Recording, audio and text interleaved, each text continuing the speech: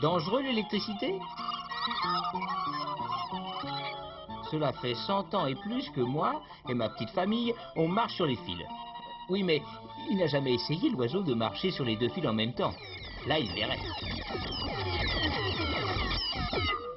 Nous, on sait que si on met une lampe entre deux fils, le courant arrive par un fil, passe par la lampe et repart par l'autre fil. Cela fait de la lumière, c'est parfait. Mais votre corps, lui aussi, conduit l'électricité. Et dès qu'il lui passe de l'électricité dans votre corps, cela ne fait pas de lumière, non, mais votre cœur risque le pire. Et puis l'eau, la terre, tout cela aussi conduit l'électricité et peut servir de fil.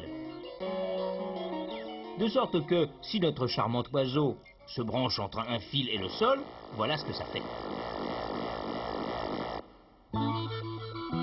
Et puis les murs de votre immeuble, le béton armé, les tuyaux, c'est exactement comme le sol.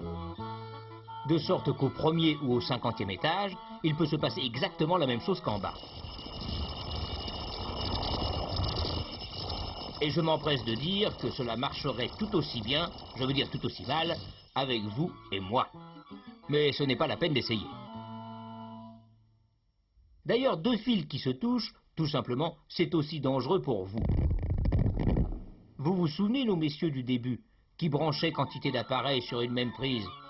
Eh bien, quand on fait cela, il y a tellement d'intensité que les fils se mettent à chauffer, l'isolant à fondre, les fils se touchent, le courant passe directement, et cela fait encore plus d'intensité, cela chauffe encore plus, et on ne sait pas jusqu'où ça peut aller. Heureusement que maintenant, sur votre installation électrique, il y a différents ustensiles pour vous protéger. Partant du réseau triphasé, il y a généralement deux fils qui arrivent chez vous. Un fil de phase et un fil de neutre. Sur le trajet des deux fils, on trouve d'abord un compteur électrique. Puis un premier monsieur qui s'occupe de votre sécurité, le disjoncteur. À partir de là, pour alimenter les différentes parties de la maison, on fait plusieurs sous-circuits avec chacun un fil de phase et un fil de neutre. Et sur chacun de ces sous-circuits, d'autres messieurs sécurité, des coupe-circuits ou fusibles, comme on les appelle.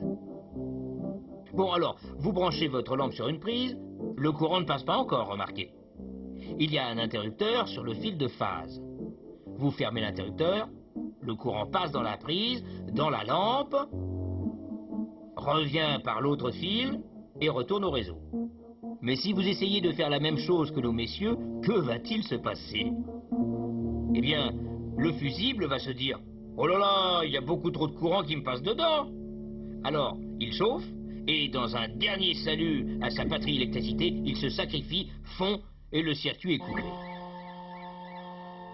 Le disjoncteur, lui, surveille tous les circuits. Dès qu'il voit passer trop de courant, c'est-à-dire dès qu'il y a un problème quelque part, ou si un fusible ne fait pas son devoir, lui, clac, il ne fait pas de détails, il coupe tout.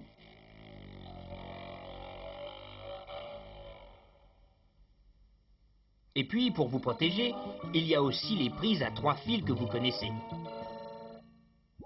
Et à quoi sert-il au juste, ce troisième fil? Eh bien, supposons que dans votre réfrigérateur, il y ait un fil qui se soit cassé et qui touche la carcasse. Alors tout le frigo est électrisé. De sorte que dès que quelqu'un va venir chercher un jus d'orange ou je ne sais quoi, eh bien, crac! Mais fort heureusement, il y a le troisième fil qui relie la carcasse à la terre. De sorte que s'il y a un problème, le courant passe dans le troisième fil plutôt que dans le quelqu'un. Au lieu de ressortir par le disjoncteur, une partie du courant va ressortir par le fil de terre. Et si ce disjoncteur est un disjoncteur différentiel, il s'aperçoit de la différence et il coupe tout. Disjoncteur différentiel ou non, fusible, fil de terre, tous ces messieurs sont là pour vous protéger. Mais ce n'est pas une raison pour ne pas faire attention. Eh oui, c'est quand même dangereux l'électricité.